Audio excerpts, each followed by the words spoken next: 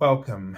This is Barry Jones from Angelic Wisdom, and we're here for our weekly angel reading for November 14th through the 20th, 2022. And so before I begin, I'd just like to welcome everyone back to this weekly series and to also welcome anyone who might be new to our Angelic Wisdom community. And I just want to also, before we begin, thank everyone for your prayers. I'm feeling much better.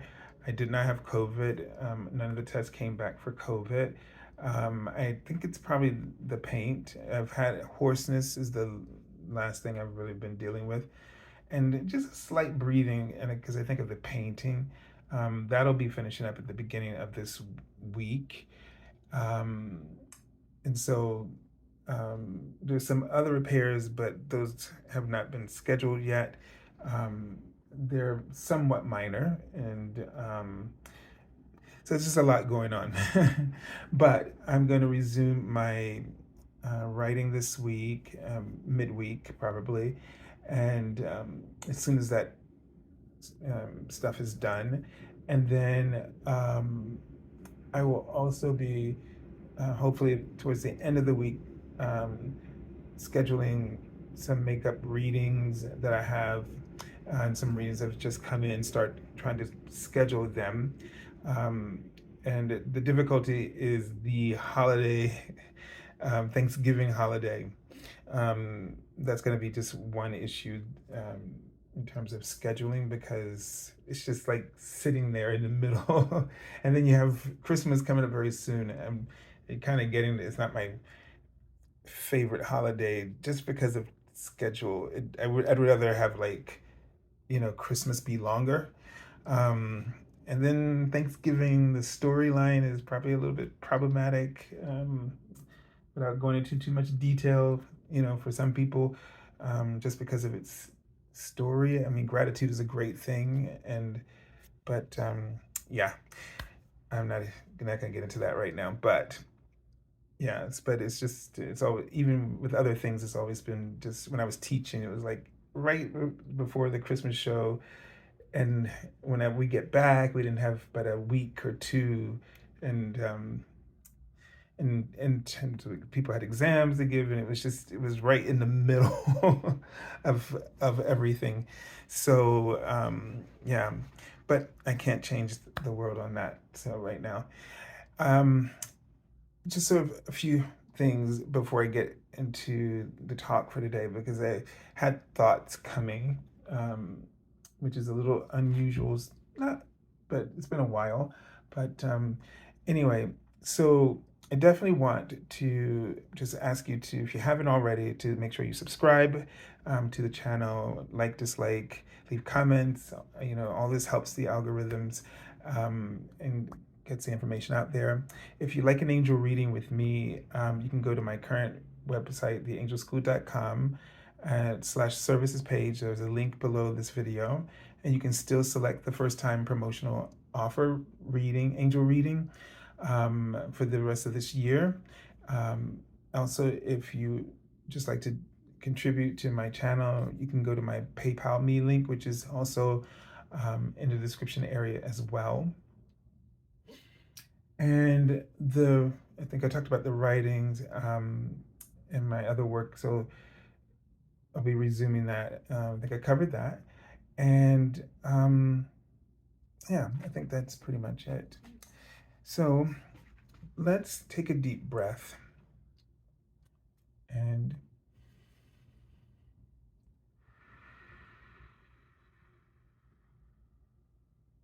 just breathe into your heart space. And you might feel or sense, or somehow in your awareness, feel it just light up the minute you put your attention to your heart chakra, that it just fans out this chakra. And so there's a sense of that it's our openness to love, to oneness, is greater than it's ever been before. And an image that I'm seeing right away is sort of a cosmic um, mother and her child, the cosmic divine child. That was an image I saw immediately.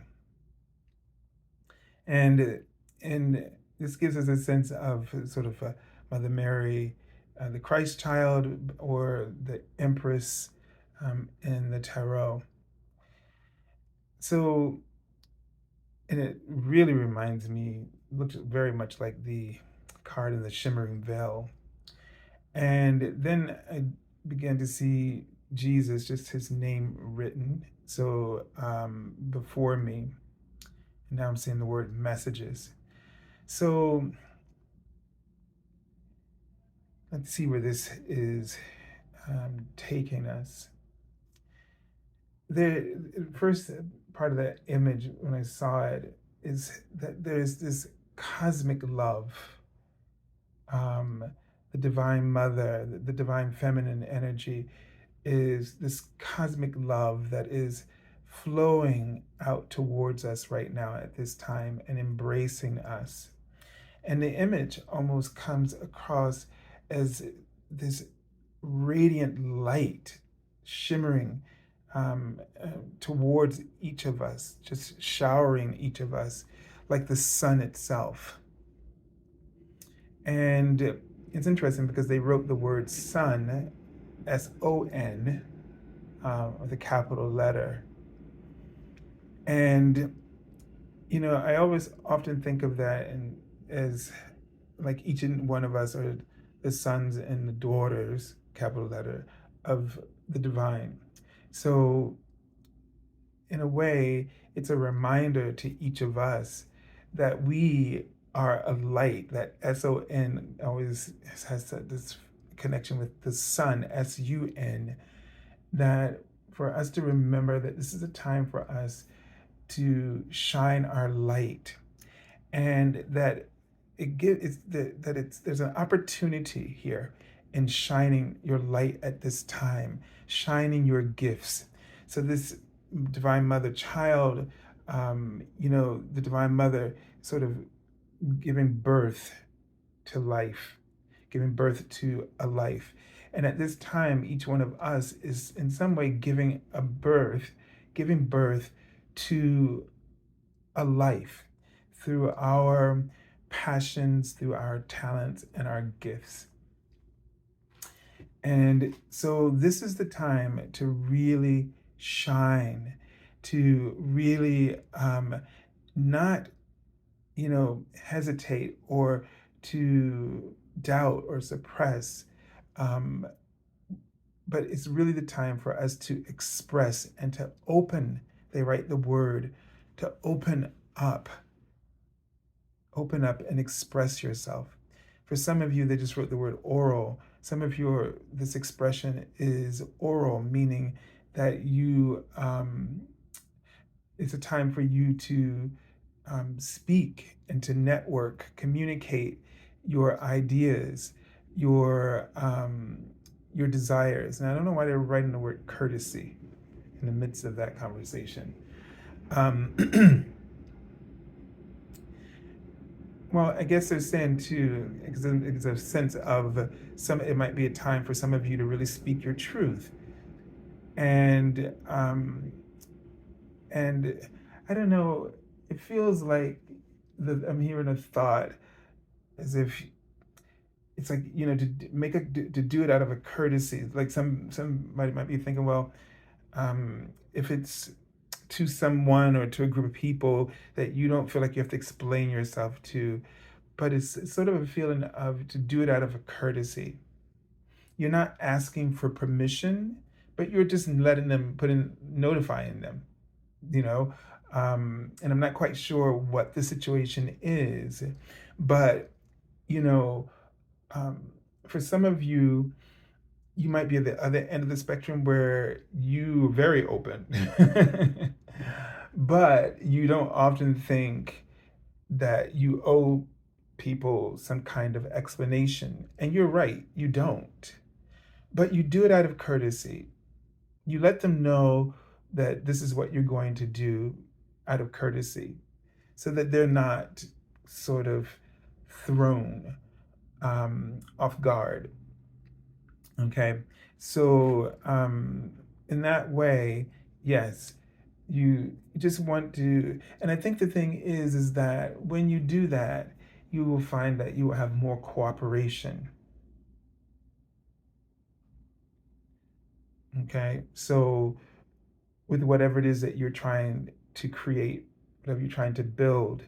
So I get a sense that some of you run into blocks because of this, because you are bold and you take charge and you go after what you want, but you don't often have people supporting you. And so it's almost like you kind of arm yourself even more because you know you're going to face a lot of backlash, and you've gotten used to it. But the angels also want you to feel, to know what it feels like to be supported, because you have a strong leadership quality. And in a leadership quality, if you inform people or if you share your ideas more often, and instead of, like, in your mind, yes, you don't need permission, but in sharing and engaging others in terms of um, using that ability to share profound vision, and in doing so, influence, inspire cooperation and support. So maybe instead of thinking like, I don't have to ask anybody for permission, but when you articulate yourself in a very profound way, you um, you are convincing. You help people to really believe. That's the word they want to get out. Believe, like, you know. The best way I could say this is when I was teaching, the kids, would always act like they didn't want to learn anything, classical, especially the eighth graders. So the Christmas show was the opportunity to do something a little bit more classical, especially with the older grades. And so basically, yeah, I had to tell them, nobody's asking you if you want to do this or not. I know you're talented enough to do it, so we're doing it, right? And then I give them a little bit of explanation, and I would convince them, because I believed in what I was saying, right? Now, this is not the best example because at that age, you don't always know what's best for you. And as an educator, you have to expose someone, children, to things that I believe I wouldn't want to go to school and just and not be exposed to things beyond what you think is my ability or what everybody else thinks what you might like or don't like. I've always felt is that if you believe in yourself as a teacher, you believe in what you're teaching, they would follow you. They would find the lesson interesting. Um, and I don't want to mean to oversimplify that, but I always found that believing in what I was going to teach, really believing in it. I'm not talking about like when I see that it just has no relevance or interest to them at all. Um, but when you believe in something, and so therefore, it's that kind of thing. I would help them to see what I was seeing and the possibilities in them. I couldn't go through it with you here, but it's just something that was inspired to me in the moment. But I had to, like, within myself, put my foot down within myself and say, because I would be scared to present these things because I didn't want it to be unsuccessful. But I had to believe in myself and I had to believe in what I was doing for them. And then they believed in me. That's the best way to say it. And so for those of you who you might be in a leadership position that just really requires you to do just what I said, and maybe you're not believing, and you're doubting and you're looking at all the statistics and the data, and this they say this doesn't work. Let me tell you, you you are the light in the world, and I've done it many times. Yeah, everybody was telling me because of the demographics and blah blah blah blah, they wouldn't be interested in this kind of music. And finally I put my foot down and within myself and believed in what I knew, um, what should be a music um, curriculum, and the kids, they just went with me on that. So you might be in a position like this where you're doubting and you just need to stand in your power and believe. But I'm not talking about like from your head, but from your heart. You have to trust your soul. You have to trust your heart. You have to trust the universe. You have to trust the wisdom and the messages that are coming through you right now. And you have to express that, whether it's uh, in an oral way or if it's in some artistic form. You have to believe. You have to believe. And in a way, that I don't know why they bring this thought up in my head about peace, because often I think people think that peace is something. Again, I think I've said this over and over again. I'm never telling you that peace or the future peace that we all are dreaming about will be any different in terms of contrast in the world. There's always going to be contrast. We have to accept, in order to find peace, that the universe, the physical universe, is imperfectly perfect, and every part of it is balanced. It is perfect. Just like you have to accept the same imperfection within yourself. You are imperfectly perfect. You will always feel contrast within yourself. When you accept it, you find peace, because you see yourself as you truly are meant to be seen. All of that within you, the opposing sides within you, on every subject, every idea, thought, or every decision you make, is oneness within you, because what it is doing is giving you the opportunity to create choice or to create new opportunities.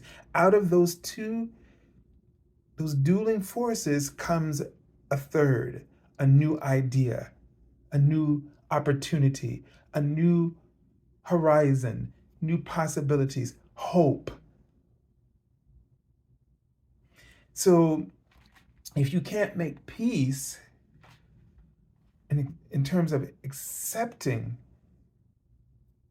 all of yourself, then you can't accept the world and people around you and all of who they are, their oneness. This is the thought or conversation that was coming to me before in terms of the elections. So we seem to be, either side was thinking there was going to be a clear sweep because everybody's got to be, everybody's got to see the light now, right?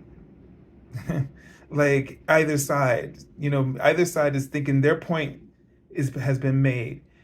And it's the lack of acceptance for this kind of duality within ourselves that is making it difficult for us to have this kind of acceptance outside of ourselves for each other.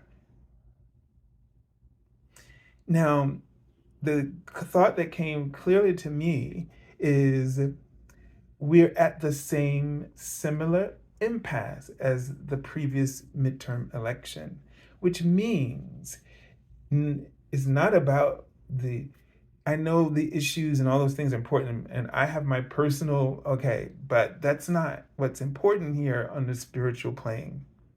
What's important on the spiritual plane is for us to be aware of that we're doing the same things and getting the same results. We didn't really move the needle in a way that's noticeable. And that means that there's something spiritually that we are ignoring. And our understanding of peace, like, you may hear me say that word, and every time I said it, I hope you remember what I've said. Because peace in the fifth dimension is an acceptance of the contrast. You see it as tools that are used to create new perspective, new opportunities, etc. It's as if in the fifth dimensional mind, duality becomes an opportunity to rise above, to soar to to greater heights. Now, this is happening even in our three-dimensional mindset. I mean, it is the reason why, although slow may it be, that progress is made. Even in these last 5 years, progress has been made through a lot of struggle and a lot of sorrow and a lot of heartbreak and tragedies. This has always been the way of our world. But with the fifth dimensional mindset, someday, and even right now, you can tap into this for yourself. Where that's why I've always heard it in my life since I was a child in my community back in Virginia. My grandmother would say, and every adult would say, there's a reason for everything. And we always thought, well, yeah, it's easier for you to say that because you don't have to explain it. But if you think about it, that saying is explaining everything. And it is the fifth dimensional mind's sort of motto, if you will. There is a reason for everything.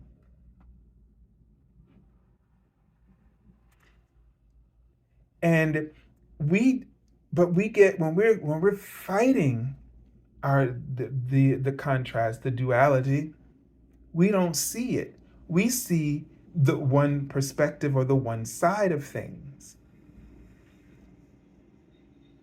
And then we get stuck in these gridlocks, political gridlocks, spiritual gridlocks, personal gridlocks. And what happened with me last week, I ended up pulling the same Archangel that we pulled for the week. And so what I had been practicing last week was just listening and observing instead of fighting with the contrast within myself, all of the sides of myself, this side and that side, the good and the negative, the success and the failures. Instead of dueling with it, I just chose as a practice to listen and observe inner what's going on inwardly, and as well as outside of myself, trying to find balance within myself, and then finding balance and harmony with everything going on around me. So even the things that I don't like about my life, that I have to listen and observe, because there is a reason for everything. There is clarity that will come when we stop struggling against it, because we truly are always in the right place. We're where we need to be in order to grow. Because the duality, that war of our inner selves, is it's the alchemy. It's this that allows for something new to emerge. It would almost be like if you rather think of the negative and the positive as sort of like water and soil. You know, sunlight and seed.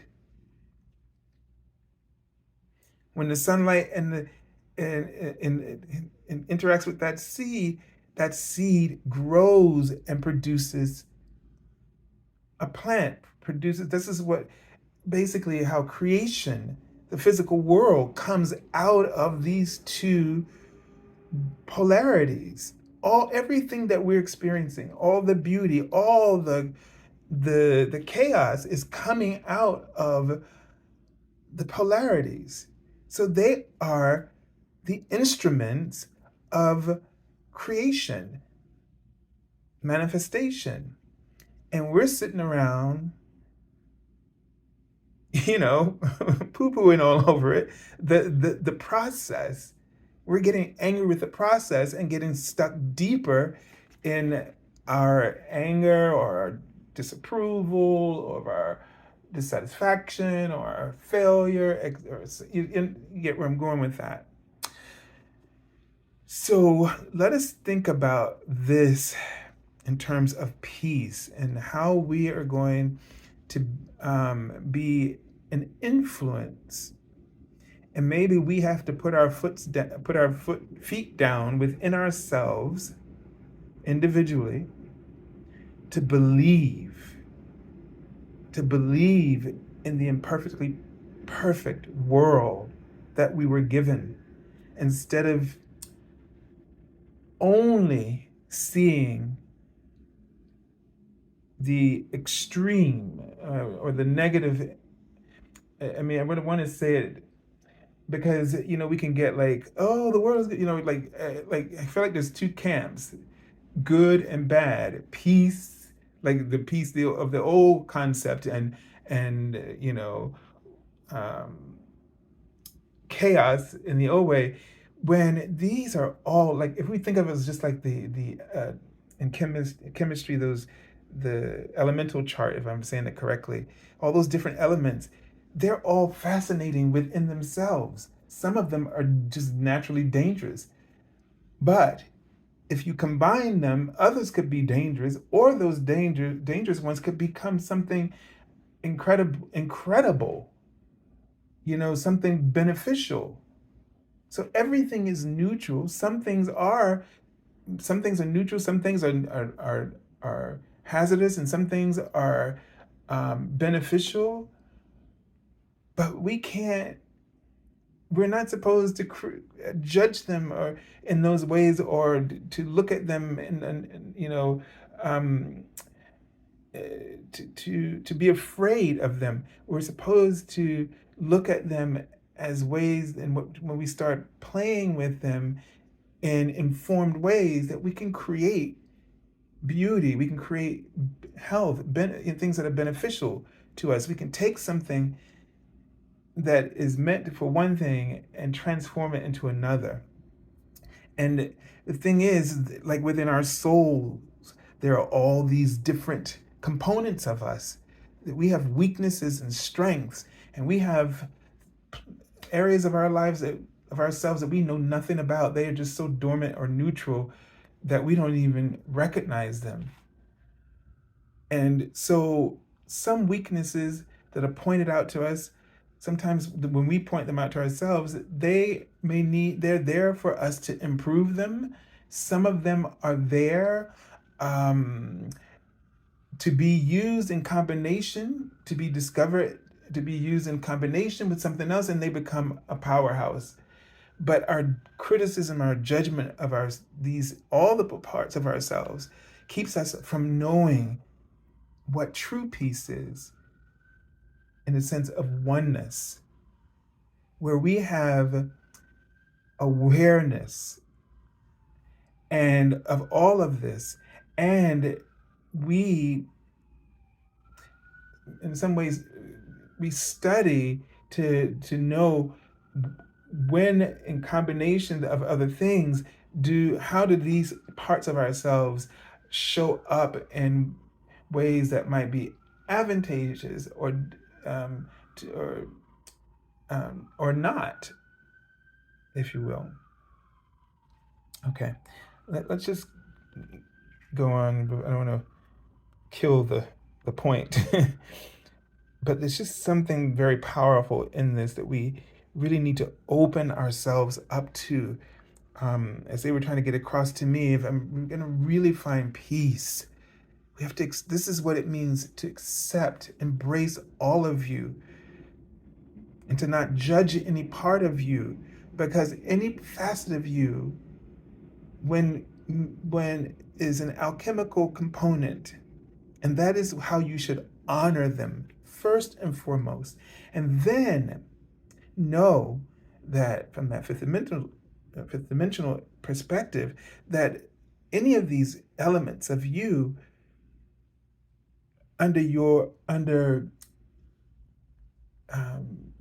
clarity of and belief and clarity of choice, can be whatever you want them to be. And there's some parts that you might struggle to try to combine them to make them work in a certain way, and they're not meant to work in that way. And they're just gonna, if they are forced, they're gonna be destructive. And these are things we just have to accept, but we don't need to take it personally, to see it as a defect. There are no defects. There are just, gosh, I don't know what the word is, but is it something scientific? They're just these, these unidentified discoveries within yourself. So we have Archangel Sandalphon, and the card says, tune into your divine potential, bring the world into harmony.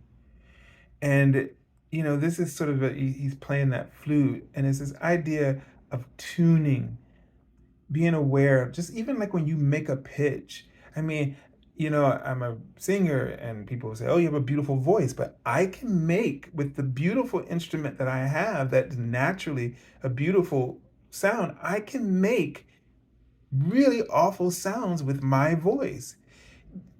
I guess what I'm trying to say is that there's potential in all of us. That is what's so fascinating about our duality, the polarities, is that it allows for potential. Just because I tend to lean one way doesn't mean I cannot also create with my instrument something very ugly. I can sound like a really bad singer if I wanted to. So, we all have potential, which is just endless possibilities. And we limit ourselves by fighting with each other first, rather than accepting each other. And the only way you can accept other people is you have to accept yourself. So yes, on either sides of political points of view, there was a thought going through my head when I was about to say that, but on either side, we appear ugly to the other. But there's the potential for us to appear beautiful to each other as well. And we won't be able to do that until we find real peace within ourselves. The fight that we're experiencing, that's keeping us from moving forward, has really to do with the fight that we have within ourselves. We wake up in the morning with such anxiety, and that kind of trigger, that's dangerous, right? Because if you're anxious, or you can easily erupt into anger, you can lash out at somebody and create more disruption. So we're not thinking, but there's nothing bad about your anger or your dissatisfaction. That's the whole point. There are these elements of you, And you got to find harmony and balance, acceptance with them, so that when you go out into the world, this is how you spread peace, because then your actions are constructive, they're effective, and you find it that you make progress or have more success with than others. All right, let's take a look at the card for the beginning of the week. And we have the Ace of Swords. So this is indicating the starting off the week with some kind of breakthrough, some kind of clarity. You have an opportunity to see the crown, the sword is going through the crown.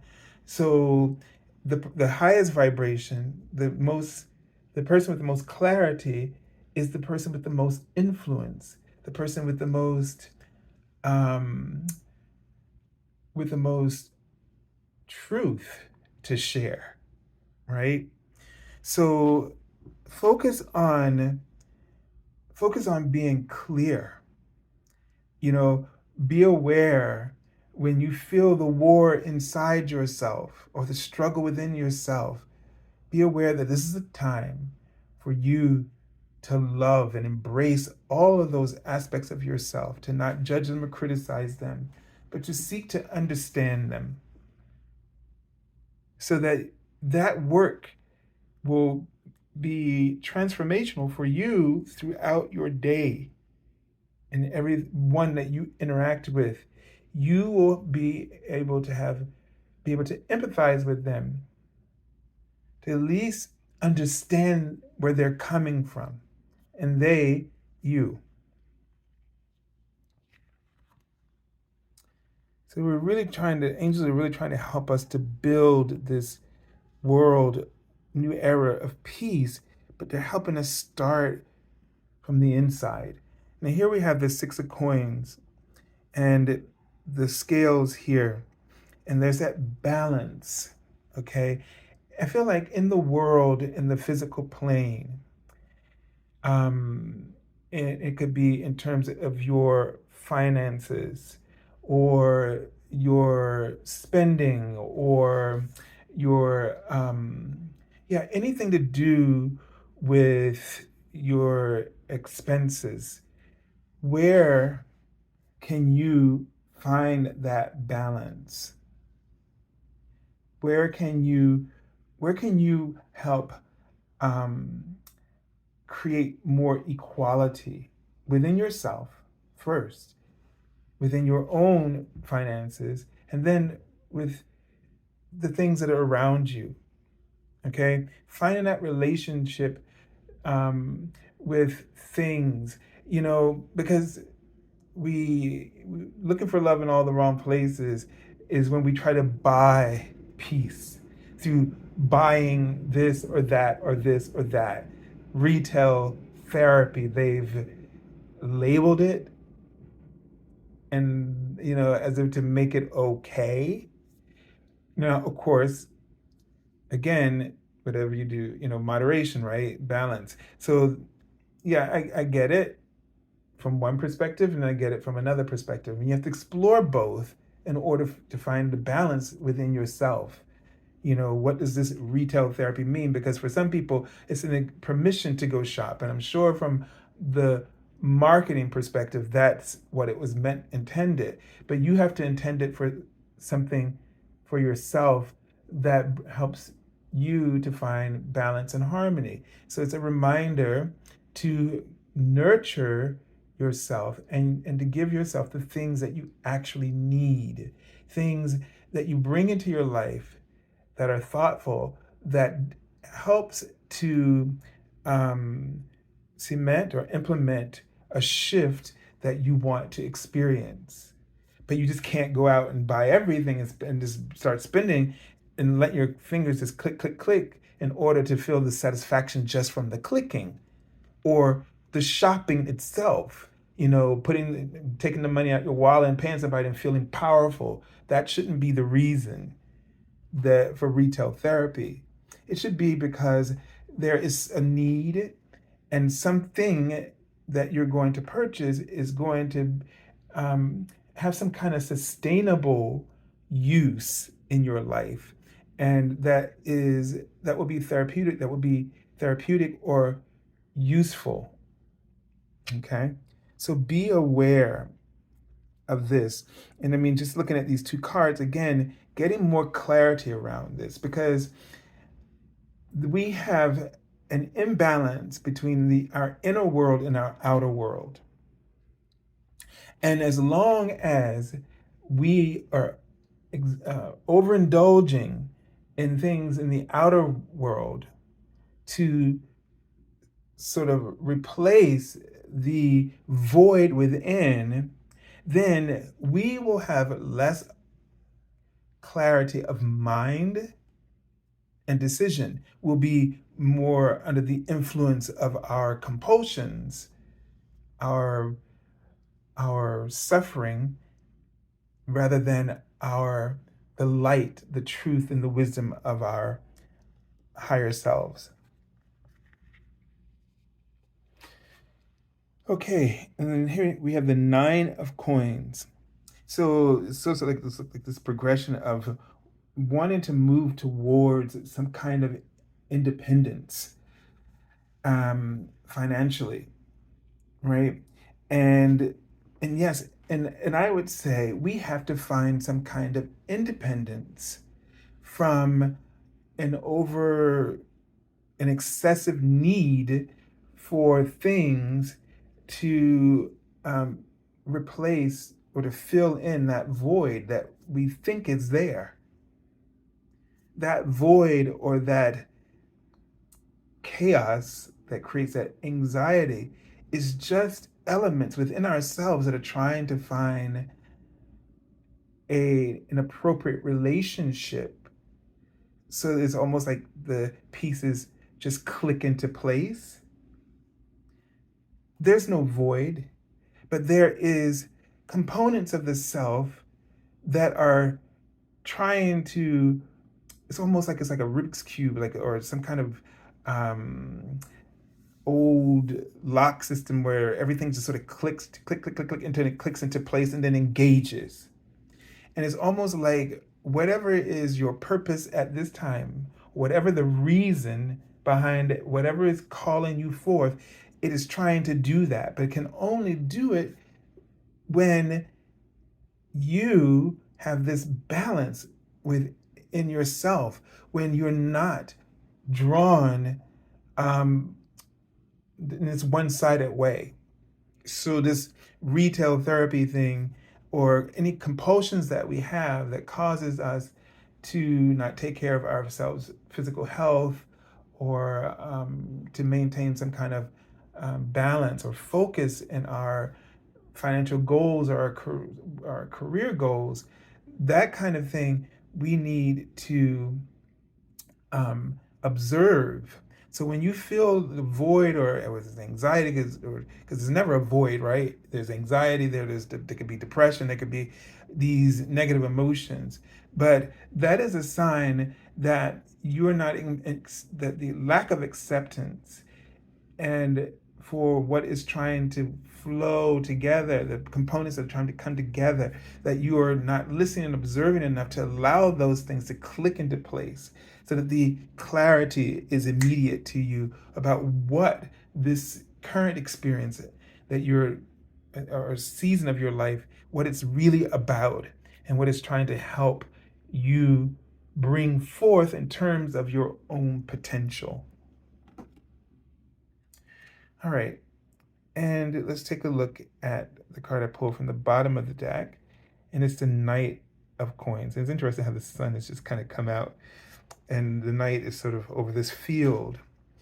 And this is a process. This is a slow process with the knight, and it's a slow process where you have to be meticulous in how you go about planting these new seeds. So it's almost like we're in this phase where we've been doing things for so long one way, and it's almost like now the farmer's trying a new crop, because the old one, the soil maybe has changed or something, the elements are not that were previously there for the old crops or whatever it was is no longer viable. And so he's having to explore something new, which means he has to learn new things, and he has to new skills, and learn all about this new crop, or if it's something else that he's going to be doing there instead. Maybe the ground is no longer fertile, but maybe it's for raising livestock or something like this. But the idea here is that we're going through a very similar process, and we're seeing that the things that we did before no longer work. They're writing, yes, we're at a crossroads right now. Many of us are at a crossroads, and we're trying to figure out how to make this thing work. And it might really be that you need to listen and see what is coming to you, a new opportunity. Going back to that divine mother and child, this empress idea, this giving birth to something new. Okay. And that it's going to take time for that to sort of fall into place. It's going to take your time in terms of preparation and awareness, thinking differently, implementing these new ideas that we've discussed today, and giving it time to settle in. Give yourself time to make this shift in yourself. So if your issue is has to do with finance in some way, then redefining for yourself, retail therapy as one idea. I mean, I know I've talked about many things. I can't remember them all right now. But remember that you're trying to move towards some kind of independence. And the way to do that is to first stop struggling within yourself.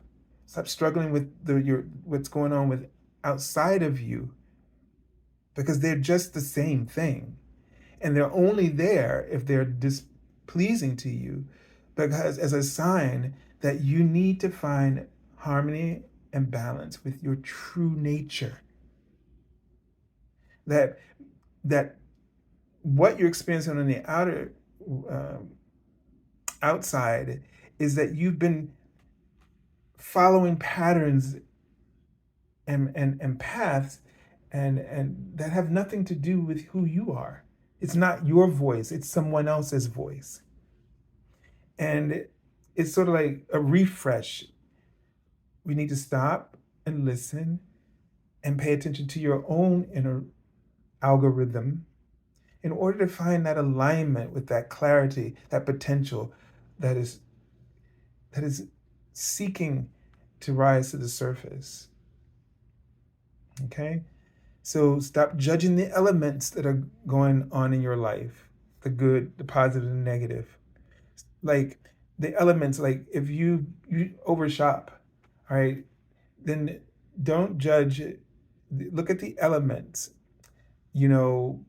what makes the compulsion, and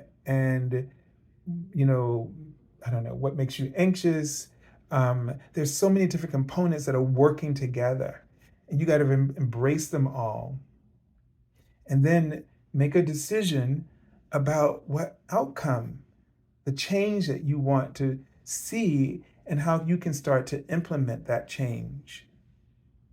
So I'm not telling you to stop shopping, and if that's where your compulsion goes, but I'm telling you to think about what you really need. Something that if you bought it, you could really see yourself using it every day,